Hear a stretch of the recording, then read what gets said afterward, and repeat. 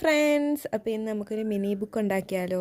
ആദ്യം ഒരു പേപ്പർ എടുത്തിട്ട് അത് രണ്ടായിട്ട് കീറിയതിന് ശേഷം രണ്ടായിട്ട് മടക്കി വെക്കുക.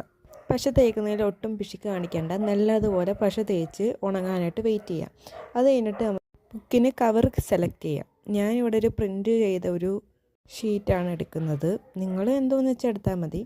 അങ്ങനെ ഞാൻ ഉണ്ടാക്കിയ ബുക്ക് ആ പ്രിൻറ്റിന് അനുസരിച്ച് ഒന്ന് കട്ട് ചെയ്തൊക്കെ കൊടുത്തിട്ടുണ്ട്. കട്ട് ചെയ്തപ്പോൾ എനിക്ക് ഇങ്ങനൊരു പൂവ് പോലത്തെ എന്തോ ഒരു സാധനം കിട്ടി. അത് ജസ്റ്റ് ഒന്ന് കാണിച്ചതേ ഉള്ളൂ.